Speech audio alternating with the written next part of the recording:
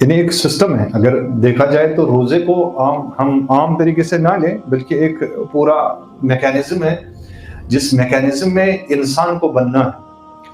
جیسے قرآن نے کہا لعلکم تتقون، یعنی توجہ اور مرکز اور محور جو روزے میں ہے وہ انسان بما ہوا انسان۔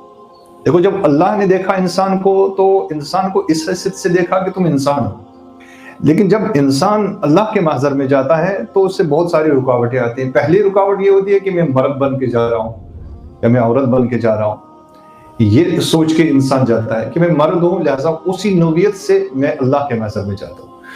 حالانکہ انسان یہ سوچ کے محضر خدا میں کھڑا ہو جائے کہ میں انسان ہوں، بس یہ بات ذہن میں رکھے کہ میں انسان ہوں اور کچھ نہیں، میری کوئی حیثیت نہیں ہے انسان بھی، میں مرد ہوں، عورت ہوں، میں بڑا ہوں، چھوٹا ہوں، میں بڑے پوسٹ پہ ہوں، چھوٹے پوسٹ پہ ہوں، میں فلاں ملک کا ہوں، فلاں ملک کا نہیں ہوں، میں مغربی ہوں، مشرقی ہوں، کچھ بھی نہیں، انسان بما ہوا انسان جس کو دعوت دی ہے۔ لہذا دعوت عام ہے، اس دعوت میں، اس مہمانی میں اگر کسی کو دعوت ہے، دعوت عمومی ہے، ہر کوئی آ سکتا ہے، لیکن کون؟ انسان۔ توجہ کریں، یہ دعوت حیوانوں کے لیے نہیں ہے، درندوں کے لیے نہیں، چرندوں کے لیے نہیں، پرندوں کے لیے نہیں، انہیں جانور بما ہوا جانور جو بھی ہے اس کے لیے دعوت قطعاً نہیں، اس سے حیوانوں کو الگ کر دیا۔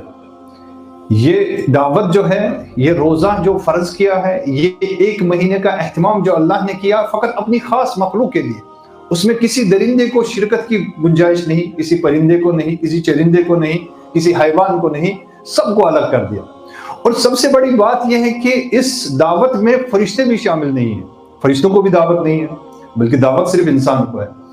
فرشتہ تو سب سے بہترین مخلوق تھی، اللہ چاہتا تو فرشتوں کو بھی شامل کرتا، چونکہ انسان کی یہی خواہش ہوتی ہے نا، کاش میں فرشتہ ہوتا۔ اور اگر ہمیں کسی انسان کی تعریف بھی کرنی ہوتی ہے تو سب سے بڑھ کر ہم اس کی فضیلت میں یہی بولتے ہیں، یار یہ تو ملک ہے، یہ تو فرشتہ ہے۔ کتنا کریم خدا ہے، خدا نے نہ فرشتے کو اس دعوت میں شامل کیا اور نہ ہی حیوان کو اس دعوت میں شامل کیا، انسان بما ہوا انسان کو دعوت دی۔ لہذا یہ ایک رکن ہے اس ضیافت کا، اس ضیافت اور دعوت الہی ہے، اور یہ مہمانی کا جو مہینہ ہے اس میں دعوت انسان کو ہے اور اساسی رکن ہے اس دعوت کا۔ اگر انسان نہیں ہوتا تو یہ دعوت بھی نہیں ہوتی۔ اب توجہ کر رہے ہیں، اگر انسان کو اس کائنات کے محور سے ہٹا دیا جائے تو کس کو دعوت ہوگی؟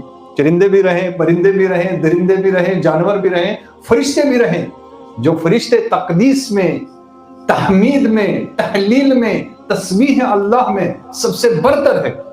لہذا پہلا رکن جو ہے اس دعوت میں، وہ جس پر موقوف ہے کہ یہ دعوت ہونی چاہیے اور جس کے لیے سارا اہتمام اللہ نے کیا ہے، سارے خوان اللہ نے بچھائے، پورا دسترخوان اللہ نے بچھایا، پورا اہتمام اللہ نے کیا، فقط وہ انسان۔